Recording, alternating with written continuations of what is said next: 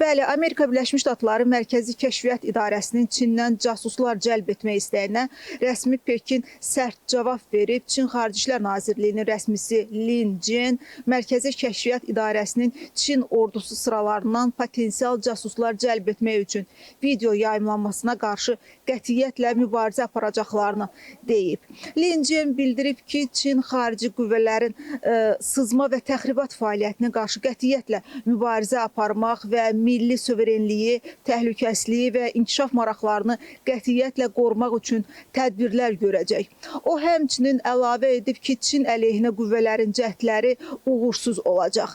Qeyd edək ki, Amerika Birləşmiş Ştatları Mərkəzi Kəşfiyyat İdarəsi Çin ordusu sıralarından potensial casusları cəlb etmək üçün video yayımlayıb. Video Çin dilində dublyaj edilib və agentliyin sosial media hesablarında yayımlanıb. Video dünyanın taleyi sizin əlinizdədir ifadəsi ilə bitir. Bu arada Çin və ABŞ müxtəlif sahələrdə dialoq və əməkdaşlığı gücləndirmək və münasibətlərin sabit inkişafını təşviq etmək barədə razılığa gəliblər. Bu barədə razılıq Münxen Təhlükəsizlik Konfransı çərçivəsində Çinin Xarici İşlər Naziri Wang Yi ilə ABŞ-nin dövlət katibi Marco Rubio'nun görüşündə əldə edilib. Çin tərəfinin görüşdə dair rəsmi açıqlamasına əsasən nazir Wang Yi bildirib ki, hər iki tərəf dövlət başçılarının əldə etdiyi vacib konsensusu birgə həyata keçirməli və 2026-cı ili Çin və ABŞ-nin qarşılıqlı hörmət, dinc yanaşı yaşama və qarşılıqlı faydalı əməkdaşlığa doğru irəliləyəcəyi il etməlidir.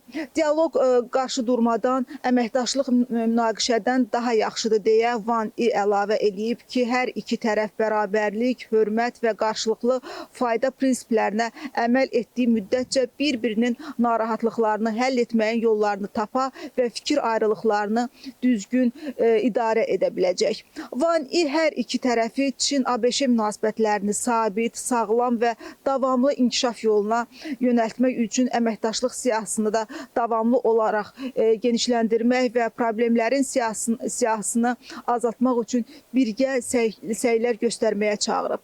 Tərəflər dövlət başçılarının əldə etdiyi mühüm konsensusu birgə həyata keçirmək, yüksək səviyyəli qarşılıqlı əlaqələri dəstəkləmək, həmçinin müxtəlif sahələrdə dialoq və əməkdaşlığı gücləndirmək və ikitərəfli münasibətlərin sabit inkişafını təşviq etmək barədə də razılığa gəliblər.